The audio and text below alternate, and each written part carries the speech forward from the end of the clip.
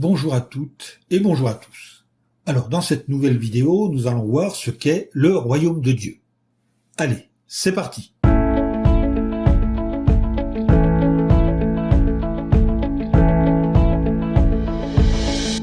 Le royaume de Dieu, c'est un véritable gouvernement établi par Dieu.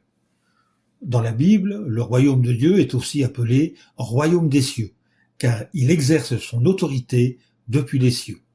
En Matthieu chapitre 4 verset 17, que je vous invite à lire avec moi, il est écrit « À partir de ce moment, Jésus commença à prêcher et à dire « Repentez-vous, car le royaume des cieux s'est approché. » Bien qu'ayant de nombreux points communs avec les gouvernements humains, il leur est supérieur sous tout rapport.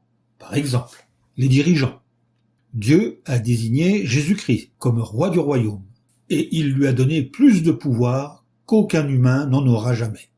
En Matthieu chapitre 28 verset 18, nous lisons « Jésus s'approcha d'eux et leur dit « Tout pouvoir m'a été donné dans le ciel et sur la terre. » Jésus se sert de son pouvoir uniquement pour faire le bien.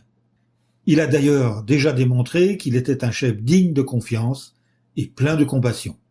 D'ailleurs, en Marc chapitre 1, versets 40 et 41, nous lisons « Un lépreux vint vers lui et le supplia à genoux en disant « Si tu le veux, tu peux me rendre pur. » Jésus fut ému de pitié. Il tendit la main, le toucha et lui dit « Je le veux, deviens pur. » Sous la direction divine, Jésus choisit des hommes et des femmes de toutes nations pour être roi sur le monde entier, à ses côtés dans les cieux.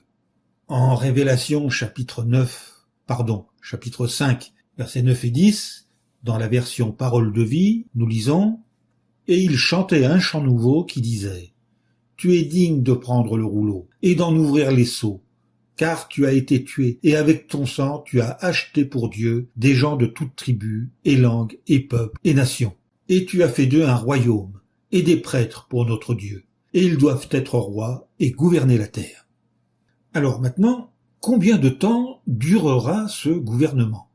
Eh bien, à la différence des gouvernements humains, qui se succèdent invariablement, le royaume de Dieu ne sera jamais supprimé. C'est ce que nous lisons dans le livre de Daniel au chapitre 2 et au verset 44. Au jour de ces rois-là, le Dieu du ciel établira un royaume qui ne sera jamais détruit. Et ce royaume ne passera sous la domination d'aucun autre peuple. Il pulvérisera tous ces royaumes et y mettra fin. Et lui seul subsistera pour toujours. Alors peut-être vous demandez-vous comment devenir un sujet du royaume de Dieu. Eh bien, tous ceux qui font ce que Dieu demande peuvent devenir des sujets de son royaume, peu importe leur origine ou leur lieu de naissance. Dans le livre des Actes, au chapitre 10 et au verset 34 et 35, nous lisons « Alors Pierre prit la parole.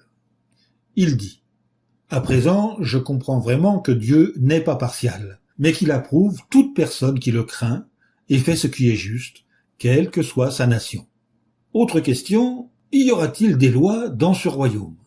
Oui, bien sûr, il y aura des lois ou des commandements. Les lois de Dieu font plus qu'interdire les mauvais comportements. Elles élèvent la moralité de ses sujets. La Bible donne un exemple. Tu dois aimer Jéhovah ton Dieu, de tout ton cœur, de toute ton âme et de toute ta pensée. C'est le plus grand et le premier commandement. Et voici le deuxième qui lui ressemble. Tu dois aimer ton prochain comme toi-même. Selon Matthieu chapitre 22, les versets 37 et 39. L'amour pour Dieu et pour leur prochain incite les sujets du royaume de Dieu à agir au mieux des intérêts de leurs semblables. Maintenant, qu'en est-il de l'instruction? Le royaume de Dieu exige que ses sujets aient des valeurs élevées, mais il fournit aussi l'instruction nécessaire pour les acquérir. En Isaïe, chapitre 48, versets 17 et 18, il est écrit « Voici ce que dit Jéhovah ton racheteur, le Saint d'Israël. Moi, Jéhovah, je suis ton Dieu, celui qui t'enseigne pour ton bien, celui qui te guide sur le chemin où tu dois marcher. Si seulement tu prêtais attention à mes commandements. Ta paix deviendrait comme un fleuve, et ta justice comme les vagues de la mer. » Donc finalement, quel est l'objectif du royaume de Dieu? Les dirigeants du royaume de Dieu ne s'enrichissent pas au détriment de leurs sujets. Ce royaume a pour objectif d'accomplir la volonté divine, notamment cette promesse. les humains qui aiment Dieu vivront pour toujours dans un paradis terrestre.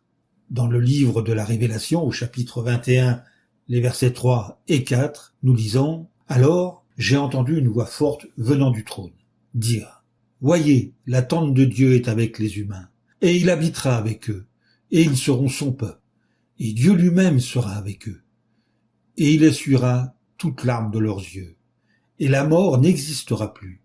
Il n'y aura plus ni deuil, ni cri, ni douleur.